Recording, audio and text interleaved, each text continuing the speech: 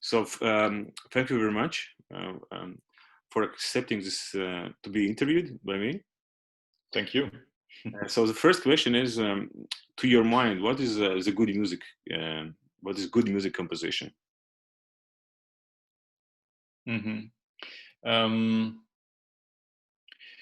Of course, there's many things to consider, right? I mean, this is not an easy thing. I think I'm gonna answer the question from the perspective as me as a listener, who happens to be a composer, but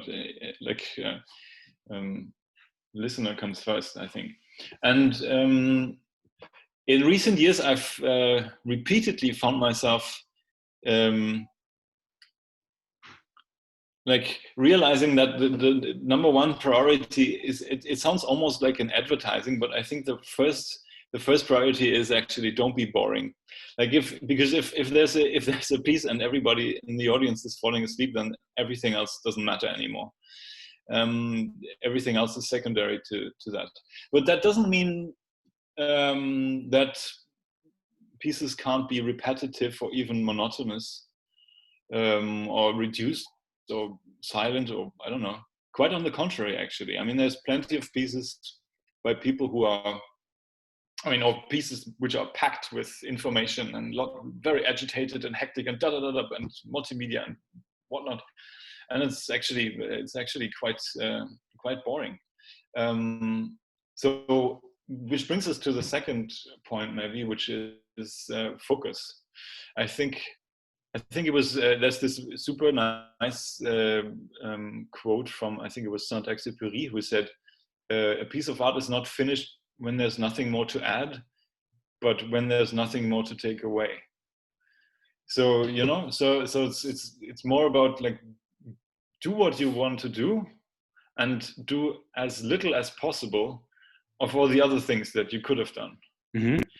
Right. So really get to the point. Like, what is the point? And that doesn't have to translate into language at all, But like whatever the point is of the piece in question, if that's very clear and very to the point, Yes. Then that's then usually for me that's a very strong thing. And then, of course, I'm a sound geek, I guess. I mean, I love sound. I'm really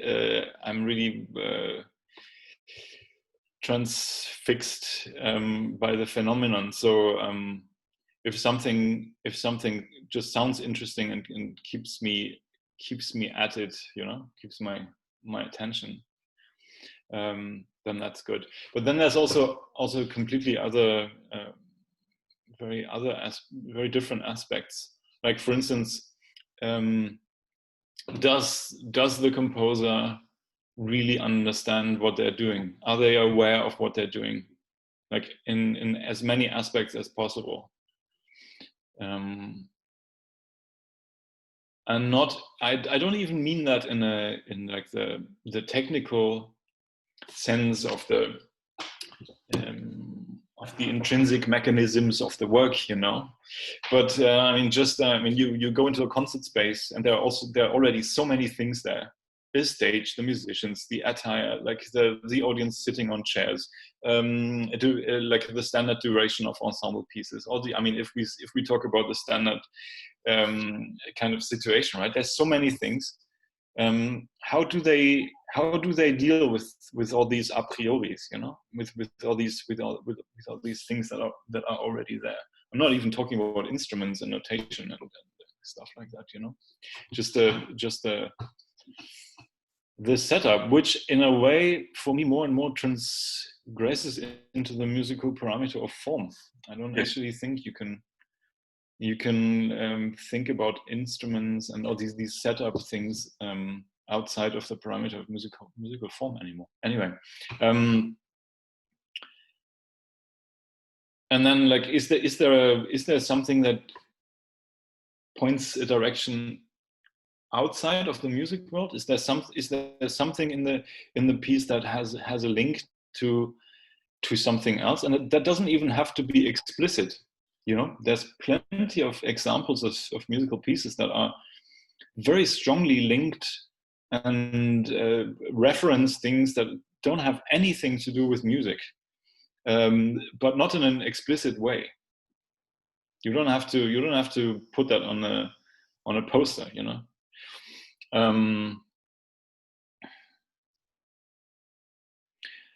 And of course, I think one of the most important things, does it do something with me as a listener? I mean, does it touch me, or does it confuse me, or something? You know, does it make me see something in a different way? And I mean, that's what I'm aiming for, right? I mean, to kind of do all these things, like be aware of all the things I do, be aware of like the a prioris, the things that I'm using, and there's always so many things that we're just using, you know, which we should be aware of. And maybe that all kind of boils down into originality, because in the end, if you just do exactly the same, what other people before you have done, if you don't actually have anything to add, which means if you don't have anything to say, then maybe just not do it. So so sometimes, yeah. And what is your musical idea or signature? Yeah, that's extremely difficult, of course. But I think if I really try to boil it down very, very much over like all the different projects I've done, I think like I have this notion of Zugriff that is kind of my favorite word at the moment when I talk about music, Zugriff, which is very hard to translate because it has different aspects. But I think the idea is that it's not so much important anymore what you do, but like how you do it. Like, and I mean that in reference to musical material. It's not so important which kind of material you use, but to what end and how. But it's more like to what end. Why are you using this and not something else? And what does this material offer you as a means of going somewhere that another one doesn't? So it's not so much about the stuff itself, but about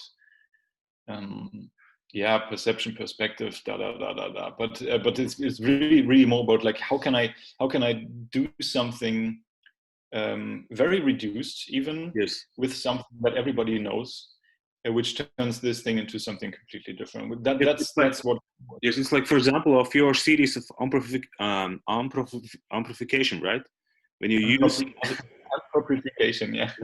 Sorry, very complicated word for me. For everybody.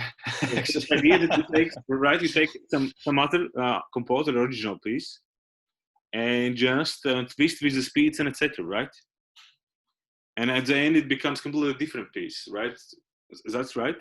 Or this is your idea of? Yeah, that's one example. That's one example, exactly. Like that's one example. In this case, it's quite clearly visible what this kind of approach is, you know, because I like to speak of it as carving pieces out of other pieces, because those are like these pieces are already in them, you know. There's millions of pieces which lie dormant in all musical pieces that are already there. You just have to carve them out of there, you know. I kind of like this image. But we have a visitor. But the general idea is to take something, and that could be anything. It can be sounding like, it could be a musical piece. It could be a technology, some structure, some relation. It could be virtually anything. And then like twist it just like a tiny little bit in order to achieve something else.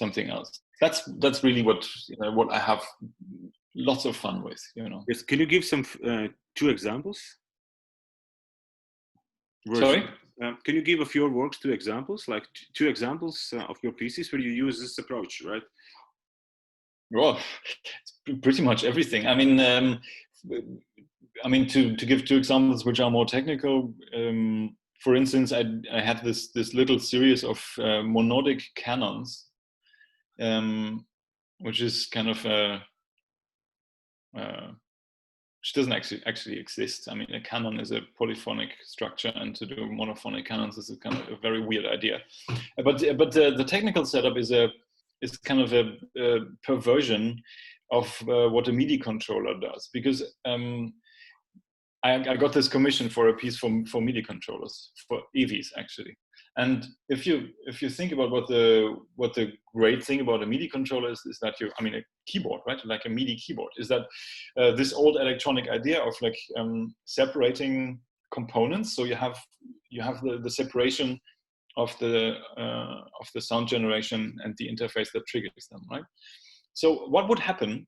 And that was my question. Like, what would happen if 2 people control the same sound, the same wave generator at the same time? Meaning, they are not actually triggering distinctive pitches, but what they do is they transpose this one pitch that has been switched on at one point, right? So we switch on this one pitch, and then I have a 2-octave keyboard in front of me, and you have another one. And those 2 octaves on my keyboard will be transformed into transpositions between a quarter tone and 1 octave. And for you maybe it's like you have 4 octaves on those 24, 25 keys, right? And then we can play the same text in different speeds, and the result will be completely crazy. But the setup and the idea is extremely simple. Mm-hmm. Mm-hmm. Right. I mean, it's really just like, okay, what can we actually do with this idea of separating the control and the sound generation, and how can we like kick it a little bit further, push it a little bit further. That's one example. Another one is at the moment I'm in Graz. I'm having a residency, and I'm working on my control issues, which is a installation. Yeah, maybe an installation piece or an installation series of pieces for MIDI controllers. So the MIDI controllers themselves become the sound generating instruments, because you have motor faders and they can move, and they generate sound, and you can do things like that. So we have this technology already. There is this thing. Also, the controller is usually the thing that is used in order to give data.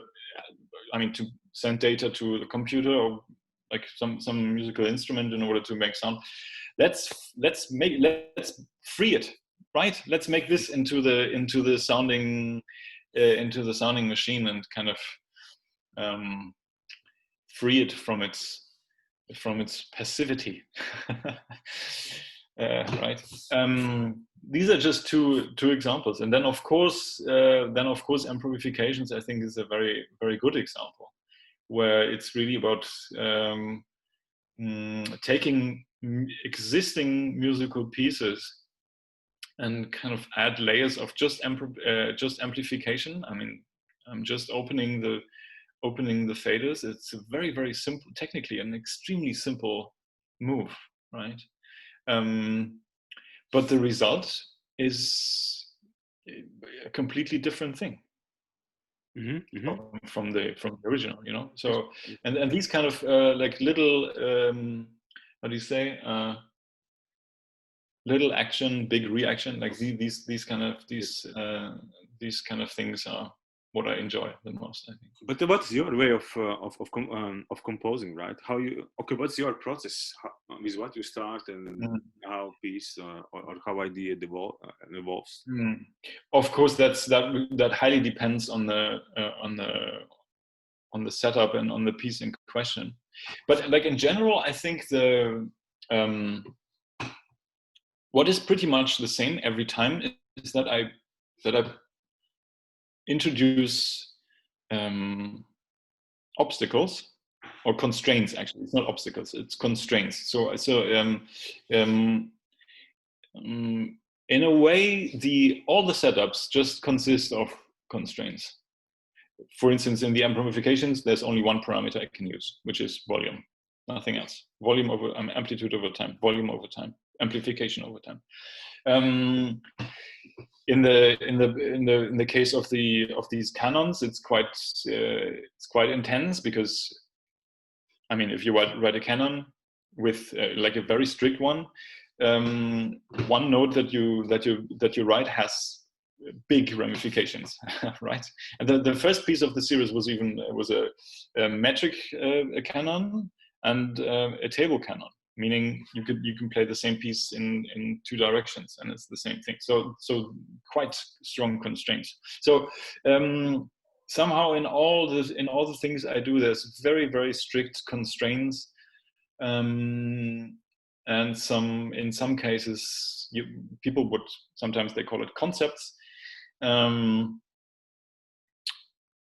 then I'm free. Then within those constraints, I can really start to play, and that's what I do. That's also why it's so much fun, because it's the process is very playful. Very like it's always like this kind of balance between very strong conceptual constraint-wise kind of thinking to really make sure that this everything makes sense, more or less, and then there's a big component of game of play also. Sometimes it feels like a crosswords, where there's really so little room to maneuver that it feels a bit like a crosswords. Then in some cases, of course, when the content is quite serious, like Adhan, for instance, I mean it's already 5 years ago, but this piece with the covering with the bell tower and the mid scene and everything, that was less playful, but like really making sure that it works in all the different layers, like as a musical piece, not to step on anyone's toes, like be very, very careful and conscious about like all the things that happen there. So yeah, but it all boils down, I think, to setting up constraints, really understand, I try to understand what I'm working on, try to be as clear as possible, leave everything else out, build like a strong fundament, and then go. The goal is the play, right? So that when you start implementing and experimenting and seeing whether your concept works, and if it not works, so you are changing, you're coming back to the concept, or how it's. Of course, yeah, of course, many times. This is always like a. That would be ideal, huh? You have an idea, you set up constraints, you have a concept, and then you follow it, and everything just falls into place. That's ask me again in 20 years. But I hope that I will still have ideas and constraints that are still new to me. So no can do. It's always this kind of testing and going back and forth until you finally reach a point in which. In which it just kind of flows. And looking back, like 10 years back, right? How your music has changed? A lot. In a way, I think the goals might not have shifted so much, but I think I got much more precise. Also and also more open, and at the same time, like many more things are possible, but at the same time I have a clearer vision of what I want to do. And that's not just one, I mean, I don't have one direction in which I'm going. There's a couple of things. Huh? There's the political side in which which I'm really interested in the potential, like in the political potential of sound and music.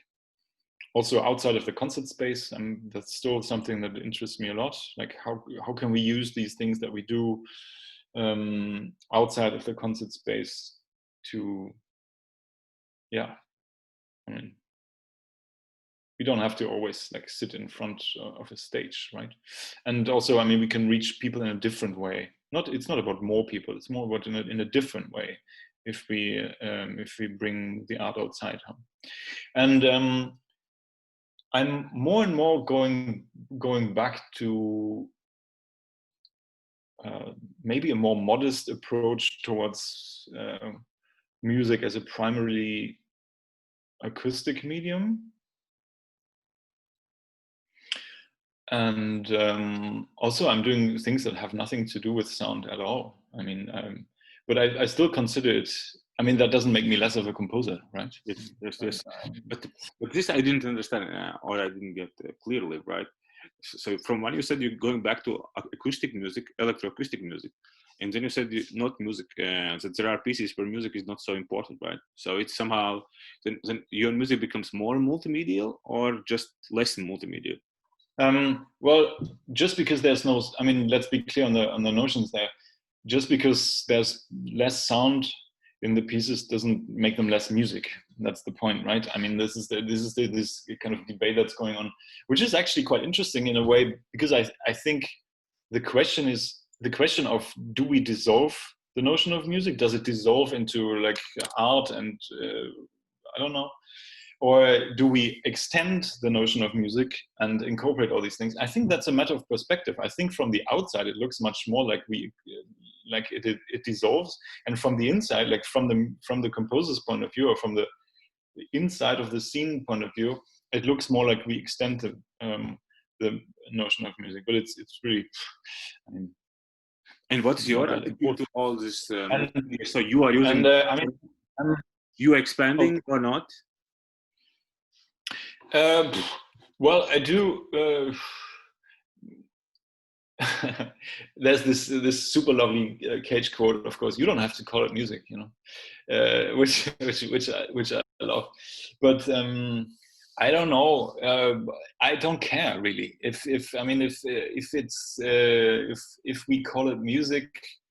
I built a website announcing composers like death days, right? The dates of when composer died in the year before their work becomes public domain. Is that music?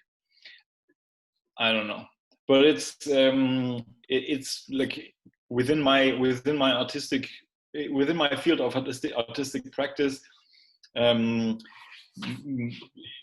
doesn't sound, but it's art related to music, and that's what I do. Whether it sounds or not, or whether it's performed by people or not, I don't care. And how how technology changed your music, right? Because almost in all of those examples is very like let's say technology driven, right? So this is that is true. Major stuff, right? Yeah. One of the major things for you, right? Yeah, I'm actually about to write a big piece without any electronics, and I'm super excited about that. Like no electronics, but it is true. But I think the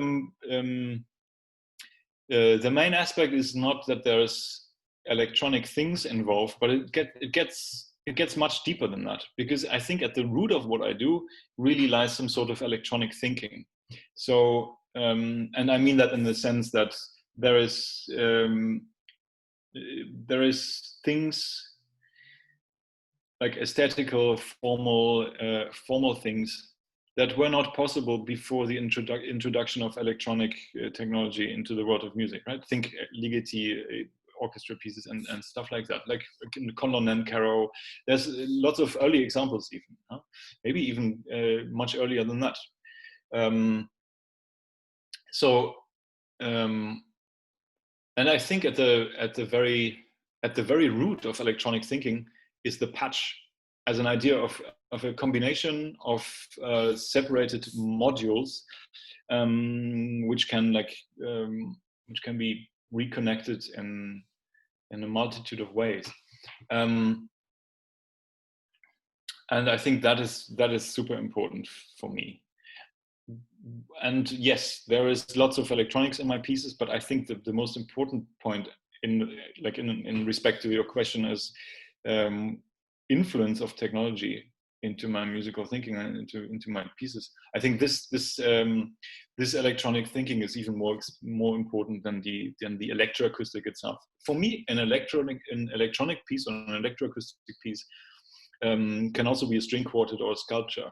It really doesn't depend on the medium of the result. It really depends on the processes and the way of thinking that led to its composition. Yeah. And in this regard, can you just name maybe three of the most important technological artifacts, right, which you use or that you impact your music? I don't know, softwares or some devices.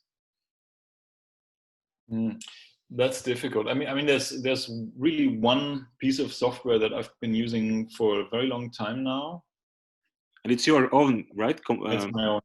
Yeah, that's my own. And what does this software does? Yeah, that's the point. That's the beautiful thing is that the one of the original reasons why I built it is that I wanted flexibility in an editor, not in a programming environment, but in an editor, because with all these kind of tools that I knew, you can't extend it very easily. I mean, I'm not talking about programming environments. Huh? I'm talking about like editors and things that you actually like use to get somewhere. They're not very flexible, and I needed something flexible that was easily extendable, even in order to be able to do stuff that I didn't know I wanted to do at some point. And that proved possible because I'm still using it, and I'm using it for completely different things than I had in mind 13 years ago when I wrote it, which is really quite cool. On the other hand, I'm so far behind with updates. I mean, it's also, I mean, if there's no company to blame or no one else to blame, if you're always like something doesn't work here, you have to go back to programming for a month. Happens. But this is really the one piece of technology, Quince, that is kind of the backbone of my toolbox. And other than that, yeah, I'm using software synthesizers, of course. I kind of came back to C-Sound, which is was my first sound synthesizer, software synthesizer. But that's not important. I mean, that's just about convenience and taste. Other than that, no. It's really not about one technology. It's about ways of being flexible. There's nothing worse than composers meeting after haven't seen each other for years, and they ask each other what software they use. It's like judges asking each other okay, what kind of ball pen do you use to sign your verdicts? Like that doesn't mean anything, right? And what's your biggest fear as composer? Power failures. What do you mean by I don't know.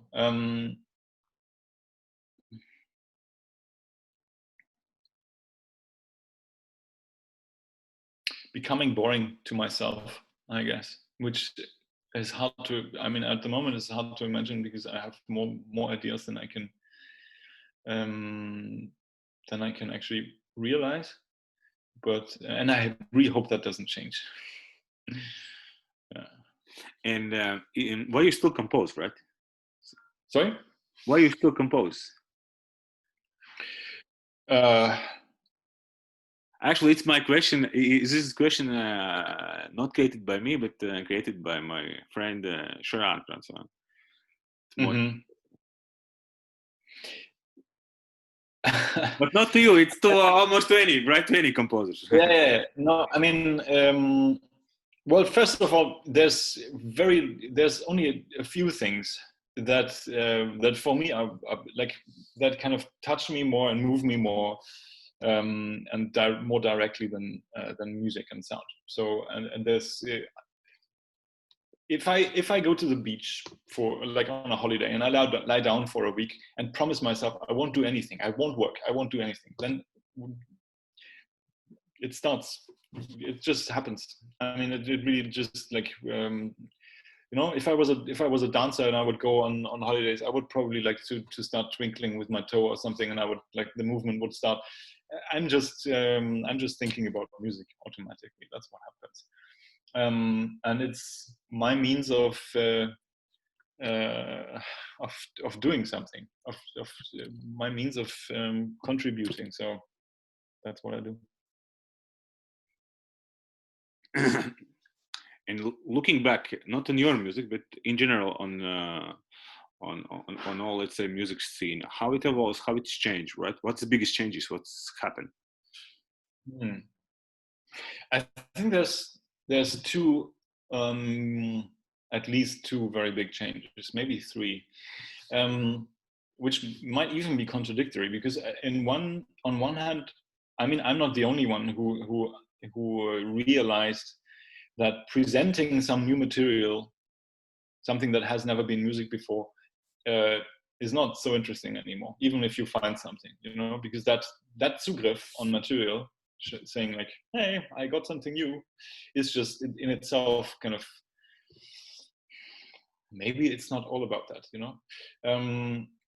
and I think many more people, knowingly or not, moved in similar directions, not in the same, but in like similar directions, and had their focus shifted a little bit in that regard.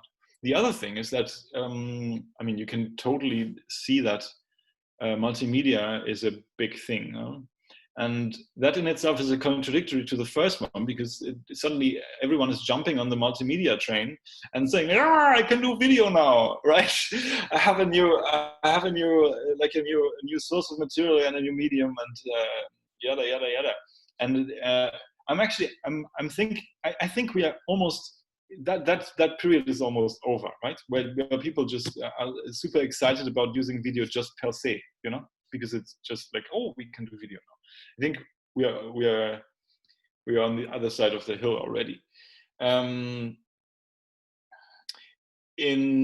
in other regards, it's also, there's still people doing pieces with like social media stuff, and there's so many misconceptions. I think, like, if you just do a piece with video and there's Facebook pages, flickering on the screen, that's not just because of that, that's not a piece about social media. Yeah, no. I mean, I'm not a revolutionary just because I have Che Guevara on my T-shirt. That it doesn't work that way, So I think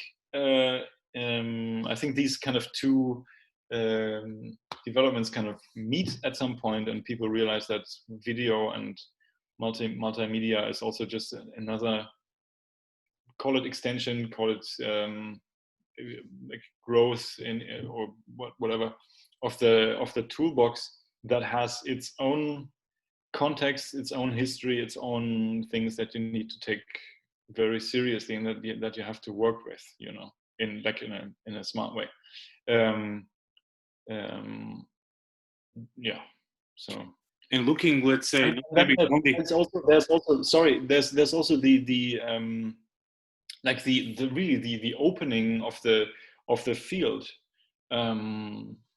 like when I said earlier, I don't really know if it's music what I do, like with this website project or things like that, and it's not so important.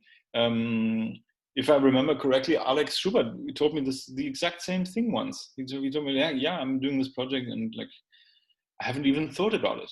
You know, this is not important. And that itself is you can see some opening, some opening up, which I think is very healthy for the music at the moment. But that's not so much in the past. That's something that is actually going on right now, I think. And this was actually a next question.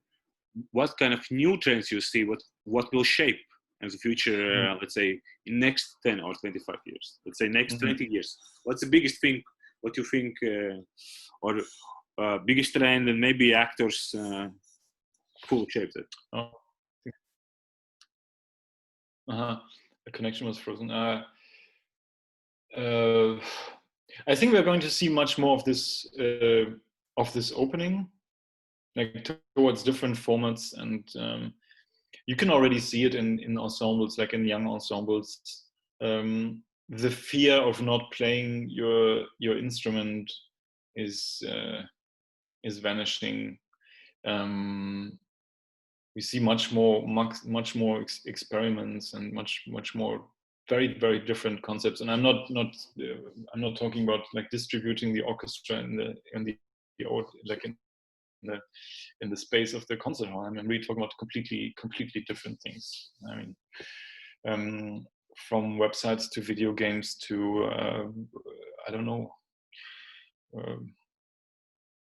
I mean, these my amplification pieces also exist in the form of pictures. You know, I mean, prints that you can put on the wall. So there's really we all of us go in very different directions. Not all of us, but many of us go in very different directions. So I think we will see much more of this opening. And I'm kind of curious because in institution-wise, you can see a little focus on sound art.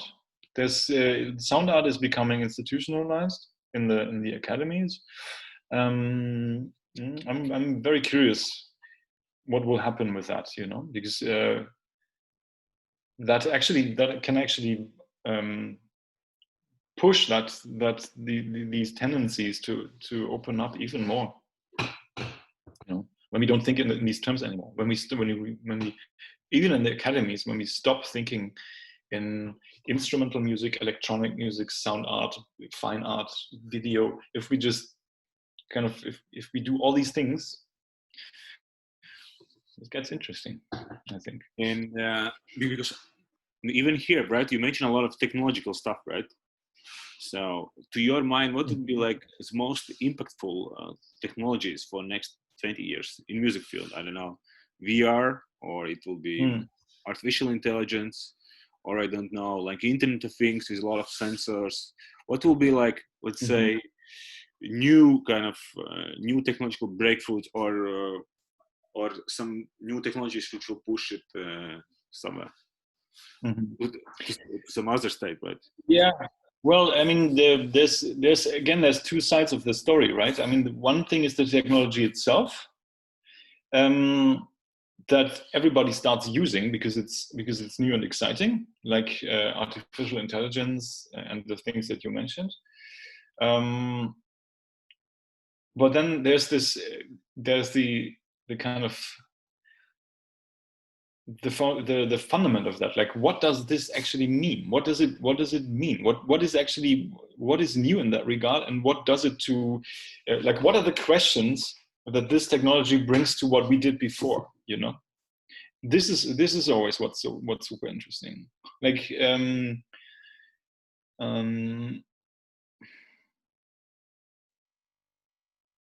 yeah, I mean, there's already many examples where the computer is like an AI is actually writing the piece which questions the role of the composer.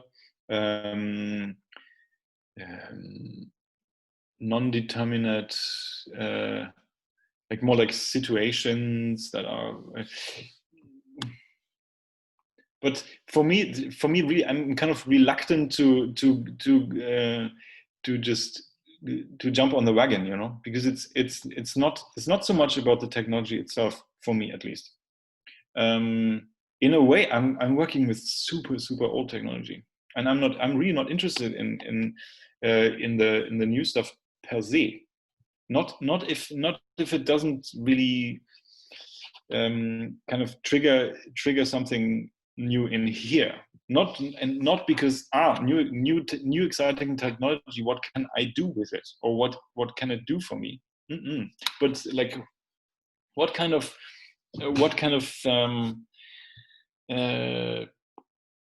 new perspectives on the compositional process or on the structures does this technology introduce that kind of switch on the lamp? Right. So I'm not so keen on using new technology.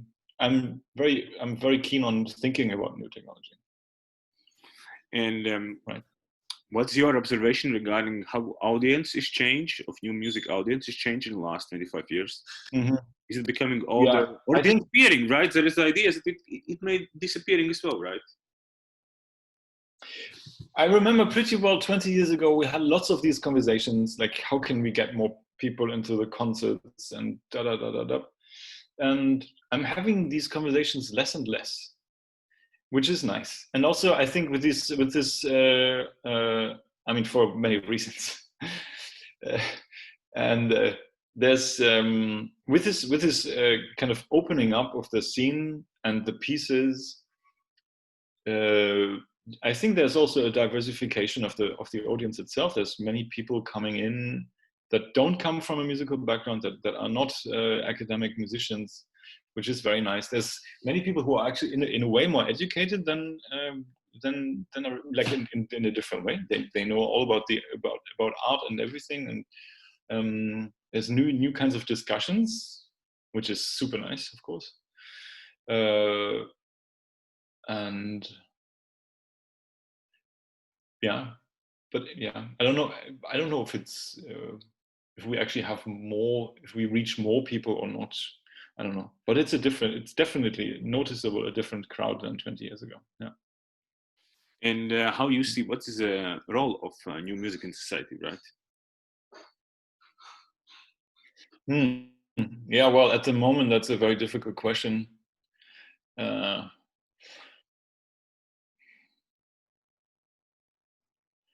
think at the moment we can't afford to be silent and to just keep doing our thing, pretending things do not happen around us, right? Because they do. And I'm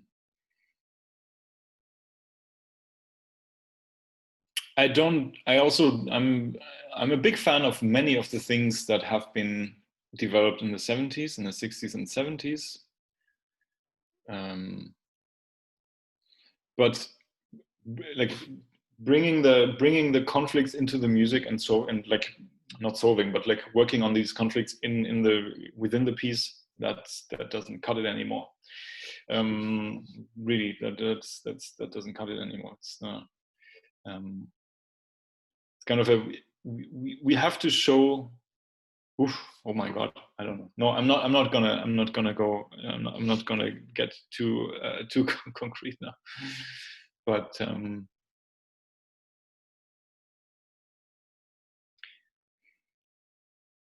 we have to show that there are other ways. Because this question, just I asked you maybe as well in a way, just thinking like background of the question could be, right, at least in Europe we have in Latvia as well, right, we have a lot of actually like academic music is heavily sponsored by society, right? It's the Yes. grants and etc. And let's say there's other music scenes which are not supported, right? And then of course is the question, what the field gives back, right? Yeah, but then this is a capitalist kind of view on the matter, I think. You're thinking of it, or that question implies that you're buying something.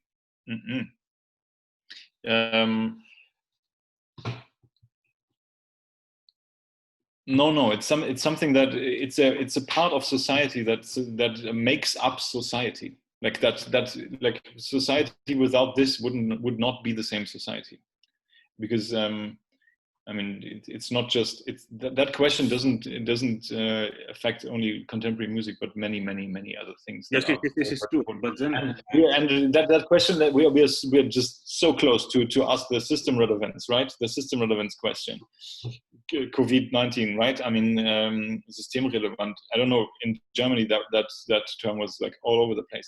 And there's actually music festivals arguing with economics, with economic points. Like our revenue is like da da da da da, and we are significant, like in an economic way. And if you start justifying art by its economic power, then you misunderstood what art is. I mean, this is really. What do you think? Because I have heard, not you personally, but like whoever does that. I have heard the idea, right, by one composer, and his idea was, or his vision was that like historically, like academic music was very important symbolically, but it started losing it.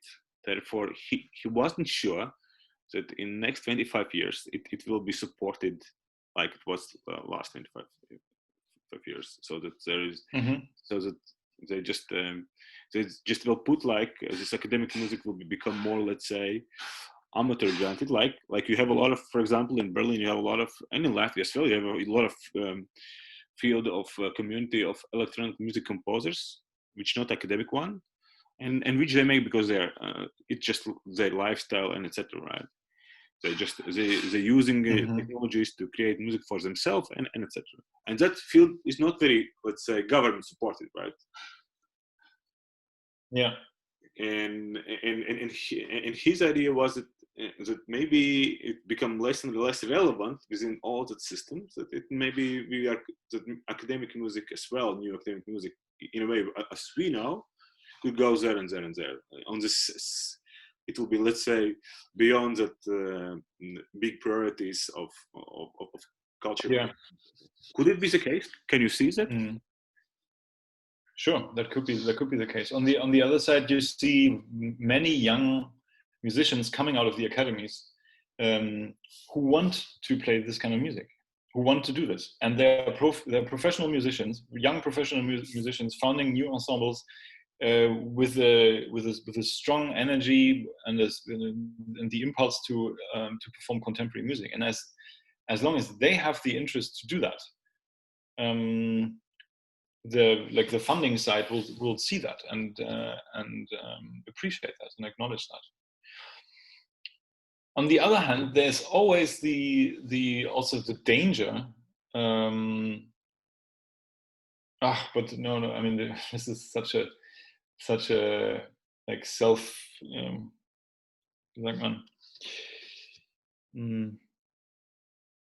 Thinking too far in an economically very stupid way. No, we need that funding, of course. We need that funding, and I think as long as there's a need for it, in terms of people want to play this music, and there's people who want to listen to it, then this is going to work. There might be some like sub scenes and some parts of the music scene that will not be as successful as others, right? But I mean, I'm not going to speculate what's going to happen in 25 years.